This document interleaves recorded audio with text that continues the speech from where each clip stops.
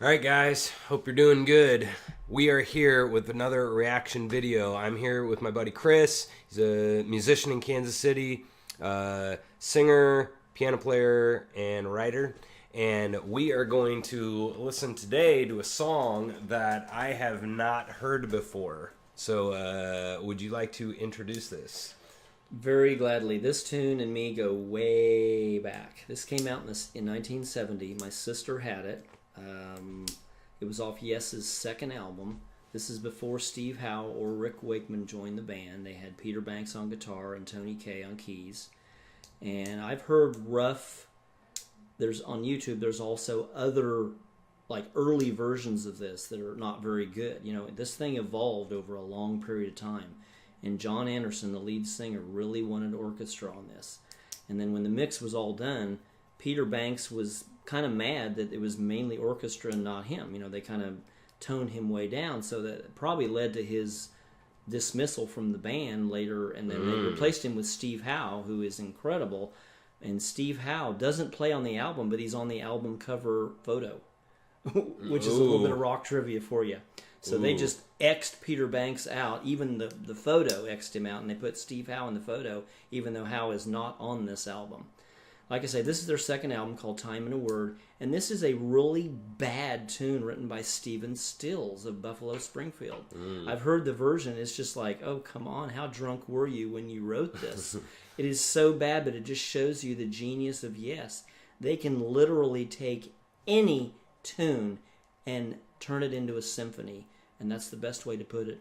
I call this a jazz group, a jam band group, and a symphony orchestra mixed into one, with John Anderson just killing the ballad, called Every Days by Stephen Stills. Wow. All right, here we go.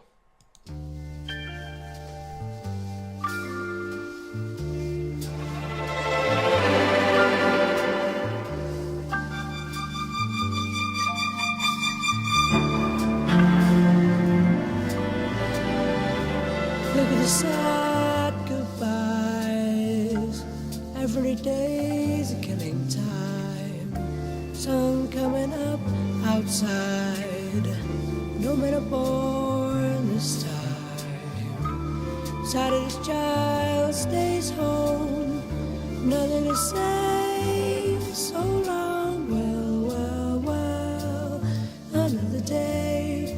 Well, well, well. Another day.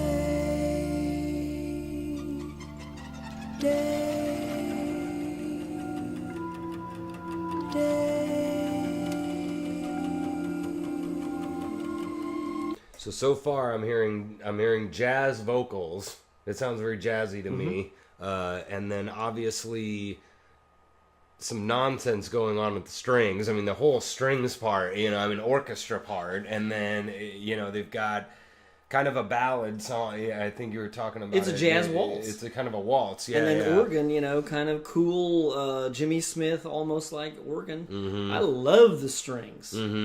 Yeah, I don't mean nonsense, Yeah, but yeah. they've got all sorts of strings and stuff going on. Yeah. And John is just very wistful in the vocals.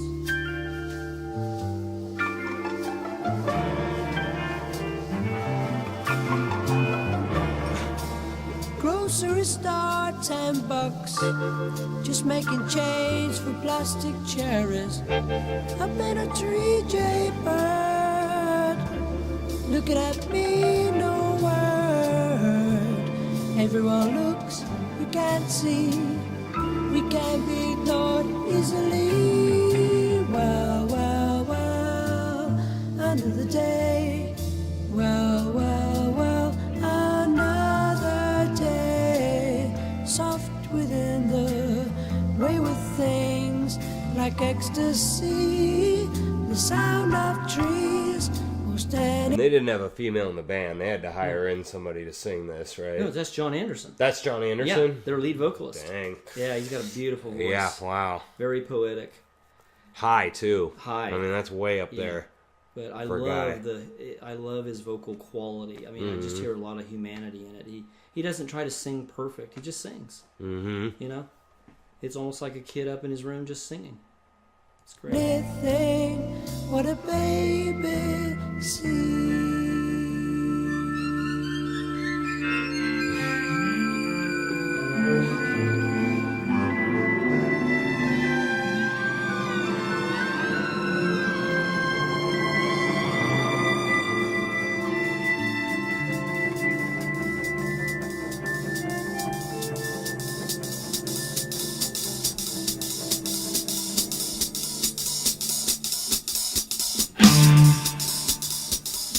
Nice little transition there.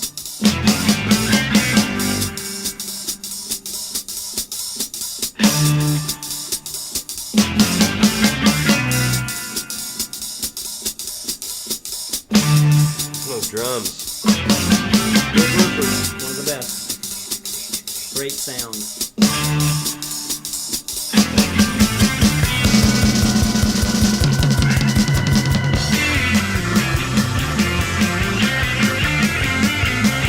Ooh, the bass.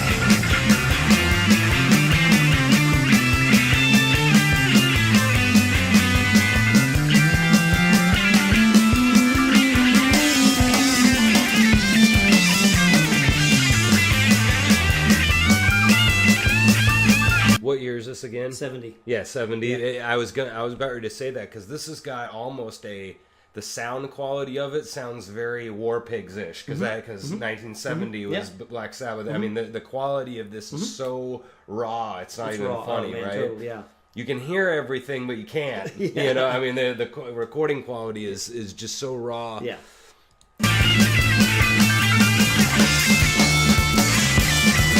Ugh, the bass.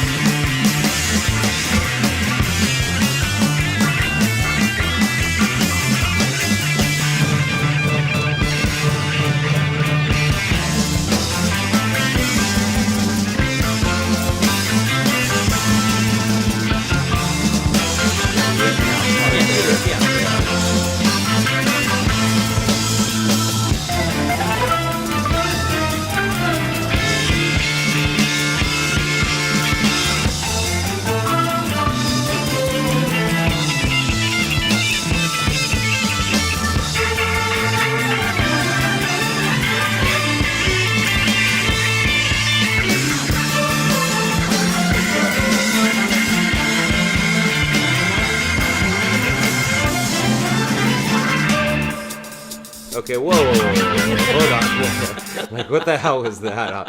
What was that? Okay, we gotta go back. Hold on a second.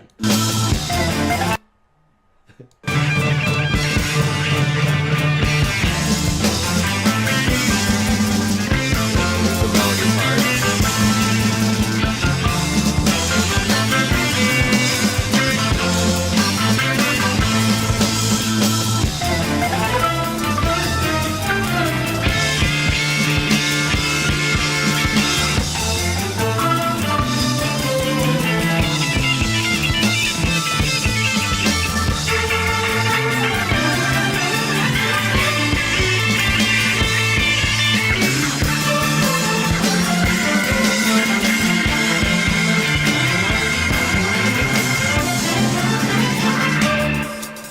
Huge string parts there. I mean, you hear the strings coming in and out. I mean, Yeah. they did kind of a call and answer They did. thing there Call and for response, yeah. And then he goes into Bog, Jesu, Joy of Man's Desire. Right, yeah. Did you hear the in the middle there? He like did this like that's called a quote for Yeah. anybody who knows. You know, you quote another song like in the middle of your solo for absolutely no reason.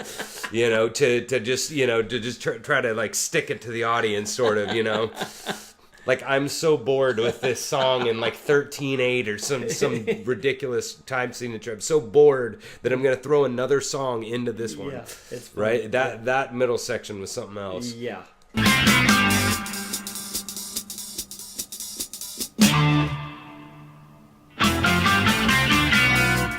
So kind of back to the beginning Yep. again.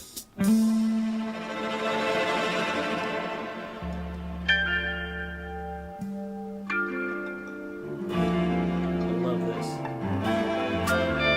Kind of Beatles-ish string quartet. Beautiful face, alright. Many a place out of sight. were there with red shoes. 1 million balloons, all used. Drive over hills, forget your fear. Getting it out of second gear. Well, well, well. So what do you think of them? So they had the big intro part, then they had the kind of middle section, and then they had that craziness, and then they sort of came back to the second part, and then now they're back into the kind of slow stuff. What do you think about the second part back into the slow stuff? I thought that was kind of a weird transition there at the end. The beginning one sounded awesome. Mm-hmm. Did you think that was kind of weird, or is there no way for them to smoothly be able to do those two? I don't know. I think for 70 and being probably not that far along in their career, it's an amazing snapshot of a band trying to just literally go in any direction. Mm-hmm. And maybe that's not. You could probably nitpick it if you wanted to, but I feel no need to nitpick it. Sure, yeah. I mean, that's great. That's better than I could ever do. But I always think about that because that's the problem with a lot of these prog rock songs is they have so many sections to them, and the how we can get from this into this because any band, like especially like a Frank Zappa, he wrote like 70 albums or something. So he's throwing up riffs. I mean, he has riff after riff that he's coming up with, and so I would wonder if if sometimes they get to a point where they have these 4 things and they're like, well, what the hell do we do with this? Okay, blah, and there's a song, right. And sometimes stuff doesn't fit together, mm-hmm. but the beginnings felt really smooth. They went from the slow right into the riff and then into the crazy part, and it really fit. But then there at the end, I don't know, but. This song is cool, man. I will say, to their discredit, they don't say who the orchestra is, who the conductor is, or who scored it, or who arranged it, or who wrote it. That's interesting. It's not on the credits. Wow. Which is a bad thing. Yeah. Now, maybe on the deluxe expanded edition it is, but on the original album, there's nothing. Wow. There's not even a mention of it, which is a crime. Oh, I was also going to say, this has sort of got a... if any jazz fans know Sketches of Spain, this has kind of got a Sketches of Spain thing where you've got like kind of the regular band and then this whole string section, or that Charlie Parker with Strings or whatever, one of his favorites. And albums. A lot of the lyrics are sort of just poetry. Some of it's nonsense. I mean, it was on one of Stephen Stills' 3-day drunks, I'm sure. But I mean, a lot of it is just nonsense. But John makes poetry out of it just because of the sound of his voice. That voice to me is his voice.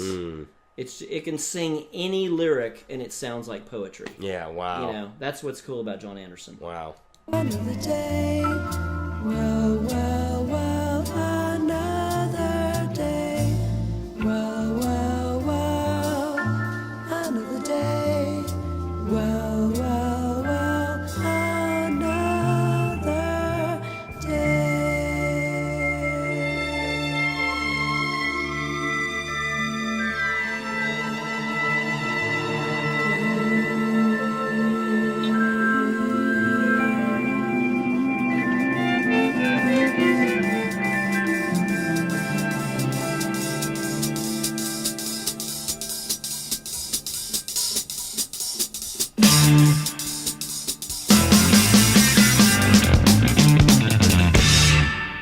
Yeah, I don't like the ending.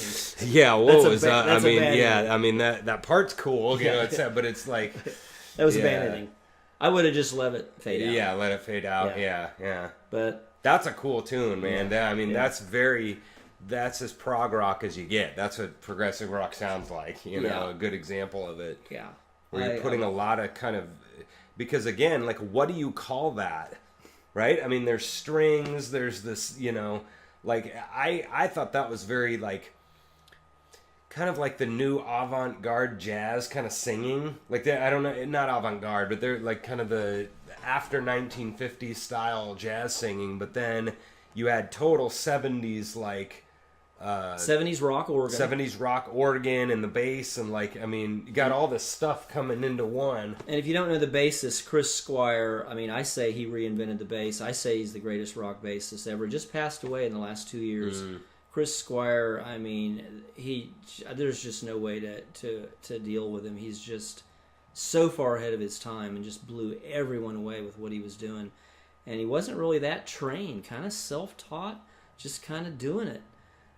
Somebody pinned him down once and said, well, how do you do X, Y, and Z? He goes, well, I don't even really know how to play a diminished scale. I just, if I was warming up, Right. I would just play the first song that he was very matter-of-fact about it all. He wasn't like a techie or like super into music theory at all. But these guys just learned parts, memorized them, and played them all over the world. Yeah. No sheet music, no nothing. He just did it. He just did it. Yeah, yeah. And There's a lot of guys like that. There's Yeah. where some people sit in their little room and Yeah. memorize the sharp 11, Yeah, blah yeah, blah blah, yeah. and all this technical stuff. Yeah. And then there's some guys that just sort of kind of figured it out They and they just know what to figured it. do. They just know The what to do. with the technique and just musicianship wise, they just know to come down. They know to start pushing right now, to pull back, to I know. they just know what the song needs. They just can hear it and do it. Someone once said, geniuses are not created, they're born. They're just born. Yeah. And Chris Squire, a genius of the bass, he just put the instrument on the map as a lead instrument. Yeah. In rock. Wow. Starting in about 69. And I've argued this with other people, and they said John Entwistle of the Who also. I haven't gotten into him as much. Squire I appreciate way more. I just think he's just the epitome of a 70s rock star. I love him. Yeah, I mean, I picked that out right in the Yeah, middle. I mean, yeah. you can you can't hear it as much as the guitar because the guitar's loud. But yeah, I mean, for a musician, like you can hear that. I mean, he starts, and it's perfectly played. Yeah, that's pretty cool. There you go. Good job. So take a listen to some more Yes. They're a band that I need to get into myself. I haven't listened to a ton of Yes, and I'm glad you brought that in, man, because I've heard millions of people talk Yeah. about these guys Yeah. as an insanely underrated band Yeah, that didn't yeah. have a whole lot of radio hits, right? Just barely. Yeah. That's not what they were doing. Not like Zeppelin or Floyd, some of not, these other... Not, yeah. not nearly that many, but a couple. Yeah. Probably their most famous tune is And You and I off the album Close to the Edge. That got some airplay, but they had to do this edited, cut-down version of it, for the radio. The real thing's like 11 minutes long. Yeah. They just made this 4-minute piece Oh, that's of it. funny. Yeah, the radio just took this out of the... Yeah. That's funny. These guys probably remind me a lot of Steely Dan. They had that one good, Reeling in the Years, and then they have all this other stuff that is just like genius and awesome, but they just never got, never got radio play for it. Yeah. So, all right, well, I hope you guys enjoyed that, and we will see you next time. Bye.